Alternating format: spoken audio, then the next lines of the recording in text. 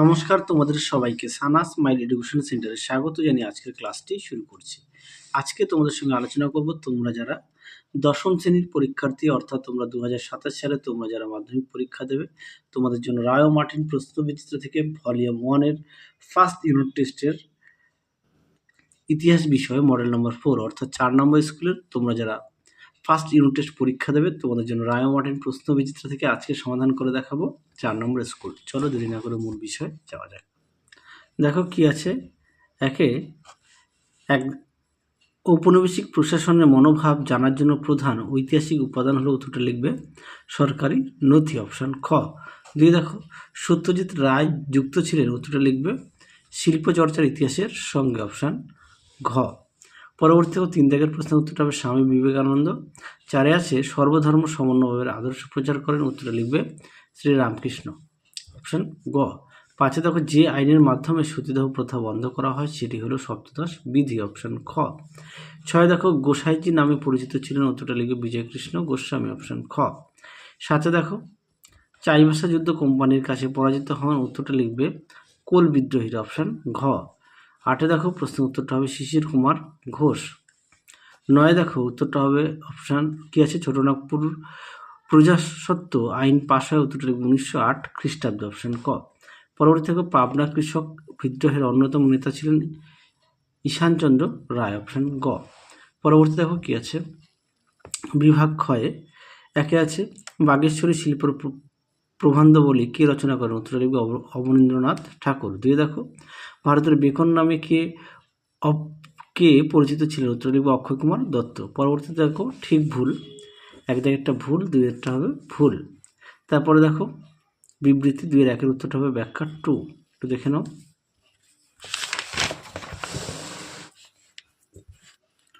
পরবর্তী দেখো কি আছে 2 দাগের উত্তরটা হবে ব্যাখ্যা 2, একটু দেখে নিও উত্তরটা। পরটা দেখো বিভাগ গয়ে যার প্রশ্ন মান হচ্ছে 2। 1 আছে আঞ্চলিক ইতিহাস চর্চা গুরুত্বপূর্ণ কেন, দেখো প্রশ্ন উত্তর।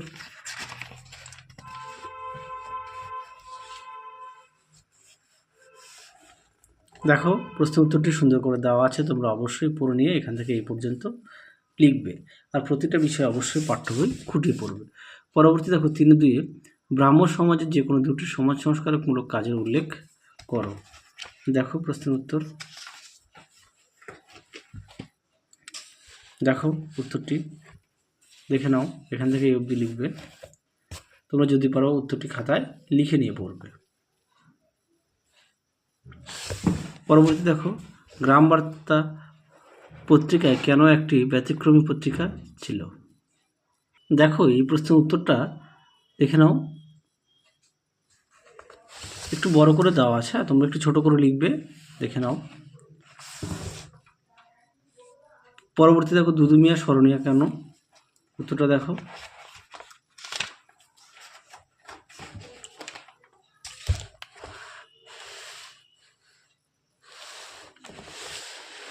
দেখো প্রশ্ন উত্তর,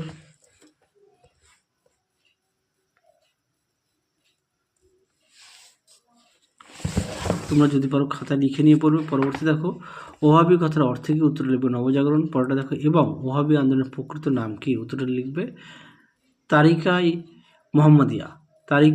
মোহাম্মদিয়া। আশা করি দেখে নিয়েছো প্রশ্নের উত্তরটি। পরবর্তী দেখো কি আছে বিভাগ ঘয়ে যা প্রশ্নমান 4 1 আছে 4-এর 1 আছে সামরিক ইতিহাসকে কেন আধুনিক ইতিহাস চর্চার স্থান দেওয়া হয়েছে। দেখো প্রশ্নের উত্তর,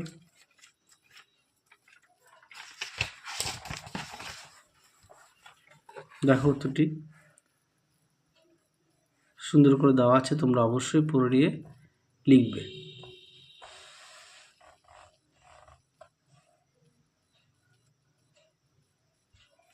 দেখো উত্তরে বাকি অংশটুকু সুন্দর করে দেওয়া আছে, তোমরা অবশ্যই পড়ে নিয়ে লিখবে, এই পর্যন্ত লিখবে। পেজ নাম্বারটা দেখে নিও, প্রতিটা প্রশ্নের পাশেও পেজ নাম্বার দেওয়া আছে।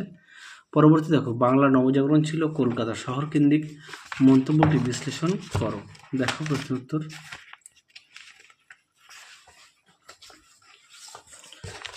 দেখো প্রশ্ন উত্তরটি সুন্দর করে দেওয়া আছে, দেখে নাও।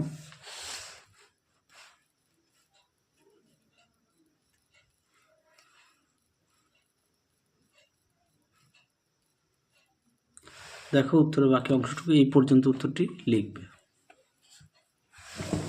পরবর্তী দেখো, কি উদ্দেশ্যে ঔপনিবেশিক সরকার অরণ্য আইন প্রণয়ন করে?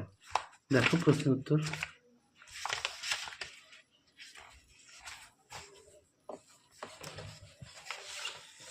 দেখো আইন প্রণয়নের উদ্দেশ্য দেখে নাও, উত্তরটি এখান থেকে লিখবে। দেখো সুন্দর করে পয়েন্ট দিয়ে দেওয়া আছে, তোমরাও অবশ্যই পয়েন্ট দিয়ে লিখবে। দেখে নাও।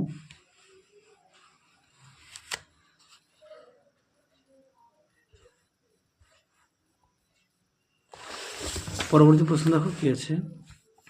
বিভাগ উময়ের প্রশ্ন মান হচ্ছে 8। 5-এর 1-এ দেখো, নারী ইতিহাস চর্চা বলতে কি বোঝো? নতুন সামাজিক ইতিহাসে নারী ইতিহাসে চর্চার গুরুত্বপূর্ণগুলি লেখো। দেখো উত্তর।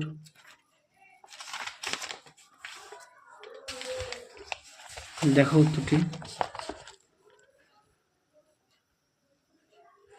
দেখে নাও।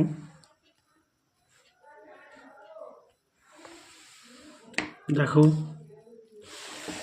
উত্তরের বাকি অংশটুকু তোমরা এই পর্যন্ত লিখবে।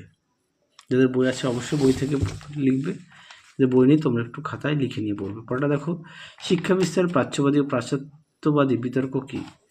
দেখো প্রশ্ন উত্তর।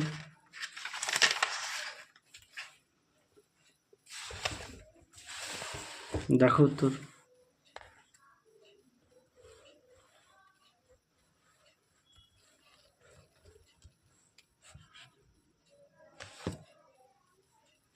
দেখো উত্তরের বাকি অংশটুকু এখান থেকে কিন্তু লিখবে। হ্যাঁ, দেখে নাও।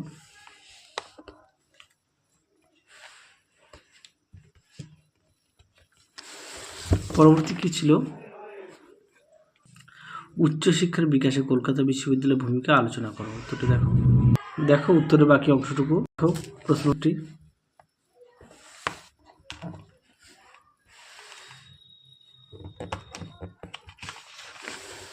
উত্তরের বাকি অংশটুকু দেখো।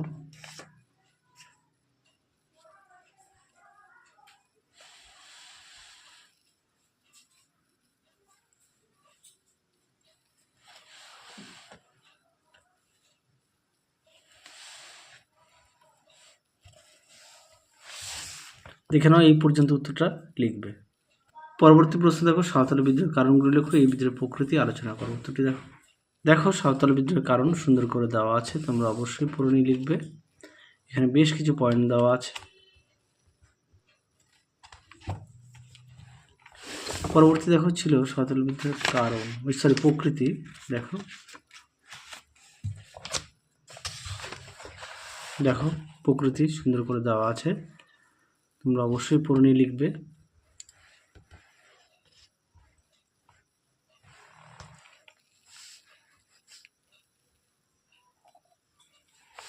দেখে নাও, ঠিক এই পর্যন্ত উত্তরটা লিখবে।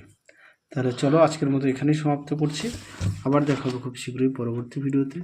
তোমরা সবাই সুস্থ থেকো, ভালো থেকো। আজকের মতো টাটা।